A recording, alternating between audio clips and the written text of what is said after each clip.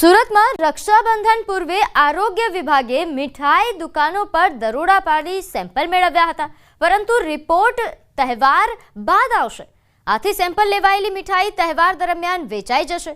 Report વિના મીઠાઈ વેચાતી હોવાના કારણે લોકોના આરોગ્ય સાથે ચેડા થવાની ભીતિ ઊભી થઈ છે।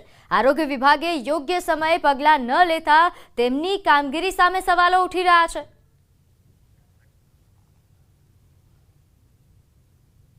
આગામી દિવસમાં રક્ષાબંધન આવી રહી છે અને રક્ષાબંધન બાદ જન્માષ્ટમીને લઈને મીઠાઈની માંગ વધતી હોય છે અને આ મીઠાઈમાં વેપારીઓ દ્વારા ભેળસેળ કરવામાં આવતી હોય છે। આવી ફરિયાદને લઈ સુરત મહાનગરનું આરોગ્ય વિભાગ એક્ટિવ થયું છે અને મીઠાઈના સેમ્પલ લીધા છે। આપણી સાથે અધિકારી છે, આપણે પહેલાં એમની સાથે વાત કરીએ। સાહેબ, શાના માટે સેમ્પલ લેવામાં આવે છે અને કેટલા દિવસમાંનું રિઝલ્ટ? આરોગ્ય અધિકારી સાહેબના સીધા માર્ગદર્શનની સૂચના પ્રમાણે આગામી દિવસોમાં તહેવારો રક્ષાબંધન જન્માષ્ટમી જેવા તહેવારો આવતા હોય જાહેર જનતા દ્વારા મીઠાઈનો મોટા પ્રમાણમાં ઉપયોગ કરવામાં આવે છે, તેથી આ મીઠાઈની ગુણવત્તાની ચકાસણી કરવી અત્યંત આવશ્યક છે। તેથી આજરોજ સુરત મહાનગરપાલિકા વિસ્તારમાં મીઠાઈનું ઉત્પાદન અને વેચાણ કરતી સંસ્થાઓની તપાસણી કરી અને તેઓને ત્યાંથી નમૂના લેવાની કામગીરી ચાલુ છે। કેટલા દિવસમાં નમૂનાનો રિપોર્ટ આવશે? નમૂનાનો રિપોર્ટ 3 થી 4 દિવસમાં આવી જશે। સાહેબ, 2 દિવસમાં રક્ષાબંધન છે, સેમ્પલ લેવા આજે આવો છો, રિપોર્ટ 4 દિવસ પછી આવશે, તો આરોગ્ય સાથે ચેડા નથી? 4 દિવસની 2 દિવસમાં આવી જશે। 2 દિવસમાં આવી જશે। ચલો 2 દિવસમાં આવી જશે, માનીશું। શંકાસ્પદ જથ્થો જે અમને લાગે છે ને તેનો અમે નાશ સ્થળ પર જ કરાવી રહીએ છીએ। આરોગ્ય વિભાગે વહેલા જાગવાની જરૂર નથી? બહુ વહેલા જાગીને બરાબર છે, આ ટાઈમ બરાબર છે, ટાઈમ બરોબર છે। ચલો દુકાનના માલિક સાથે વાત કરીએ, શું કેવું છે? સેમ્પલ લીધા મીઠાઈ સાઈડ પર મૂકી દેવામાં આવશે કે વેચવામાં આવશે? વેચવામાં આવશે, વેચવામાં આવશે એટલે દુકાન પર રનિંગ તો વેચવી જ પડશે ને। તો રિપોર્ટ આવ્યા વગર તમે વેચશો અને એમાં ભેળસેળ નીકળી તો?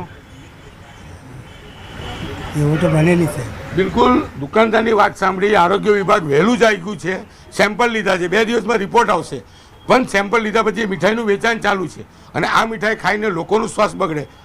ચોક્કસપણે કહી શકાય કે મીઠાઈ વેચવાવાળા લોકોના આરોગ્ય સાથે ચેડા નથી કરતા, આરોગ્ય વિભાગ જ લોકોના આરોગ્ય સાથે ચેડા કરતા છે, કારણ કે બે જવાબદારી સાથે સેમ્પલ લેવામાં આવે છે અને રિપોર્ટ આવે પહેલાં તો મીઠાઈનું વેચાણ સાથે લોકો આરોગી જતા હોય, એટલે કે જવાબદારી નક્કી કરવી ખૂબ જ મુશ્કેલ છે અને આરોગ્ય વિભાગની બેદરકારી આજે ચોક્કસપણે સામે આવી રહી છે। કેમેરામેન જીગર ગુગલ સાથે કીર્તેશ પટેલ, ન્યૂઝ 18 ગુજરાતી, સુરત। પાટણમાં રાધનપુરમાં ફૂડ એન્ડ ડ્રગ્સ વિભાગના દરોડા। સુખડિયા સ્વીટ એન્ડ નમકીન તેમજ ગુજરાત ડેરીમાં તપાસ હાથ ધરાઈ। ગુજરાત ડેરીમાં દૂધમાં દૂધછાશના નમૂના લેવામાં આવ્યા। સુખડિયા સ્વીટ એન્ડ નમકીનમાં મોહનથાળ અને મેંગો બરફીના લેવાયા નમૂના।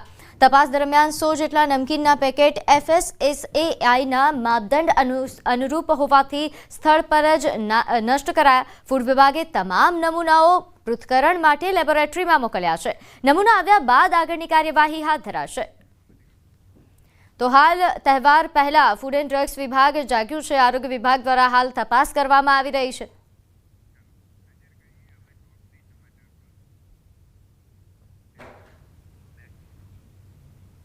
હવે નજર કરીશું ટોપ 3 હેડલાઇન્સ પર।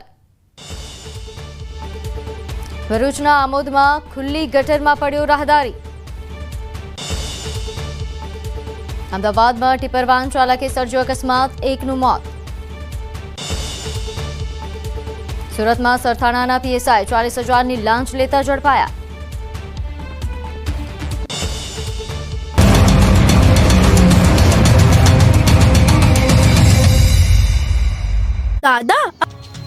ગુજરાતમાં 7 દિવસ સુધી હળવાથી મધ્યમ ઝાપટા પડવાની આગાહી હવામાન વિભાગે કરી છે, ત્યારે જૂનાગઢ શહેરમાં જોરદાર ઝાપટું વરસ્યું હતું। સવારથી વરસાદી માહોલ જામ્યો હતો, બપોર થતાં વરસાદ પડ્યો હતો। વિવિધ વિસ્તારમાં ધીમી ધારે વરસાદ વરસ્યો હતો, જેથી વાતાવરણમાં ઠંડક પ્રસરી અને રોડ પર પાણી વહેતા થયા। આ બાજુ વિરામ બાદ ફરી એક વખત વલસાડ જિલ્લામાં વરસાદી માહોલ જામ્યો। સવારથી જિલ્લામાં વાદળછાયા વાતાવરણ વચ્ચે અનેક વિસ્તારોમાં વરસાદ વરસ્યો। વાપી અને આસપાસના વિસ્તારમાં વરસેલા વરસાદને કારણે વાપીના રસ્તાઓ પાણી થઈ ગયા। વાપી સહિત જિલ્લાના ધરમપુર, પારડી, વલસાડ અને ઉમરગામના પણ કેટલાક વિસ્તારમાં છૂટોછવાયો વરસાદ વરસ્યો। વરસી રહેલો વરસાદ ખેતીના પાકને અનુકૂળ હોવાથી ખેડૂતોમાં ખુશી છે। રાજ્યમાં 15-20 દિવસથી વધારે વરસાદે વિરામ લીધો છે. હવે વરસાદની તાતી જરૂરિયાત છે. અમુક ભાગોમાં તો વરસાદ જ ઓછો પડ્યો છે, જેથી ખેડૂતોએ હોંશે કરેલું વાવેતર બળવા લાગ્યું છે. પાણી વગર પાક સુકાવા લાગ્યો છે. ખેડૂતોને પિયત કરવા માટે 8 કલાક વીજળી તો આપવામાં આવે છે, પણ ધાંધિયાના કારણે 8 કલાક વીજળી પૂરતી મળતી નથી, જેથી ખેડૂતોનો પાક પિયત વગરનો રહી જાય છે. એટલે સરકારે આવા ખેડૂતોની ચિંતા કરી છે. હવે જે વિસ્તારમાં વરસાદ ઓછો પડ્યો છે ત્યાં 8 કલાકની બદલે 10 કલાક વીજળી આપવામાં આવશે. મુખ્યમંત્રીની અધ્યક્ષતા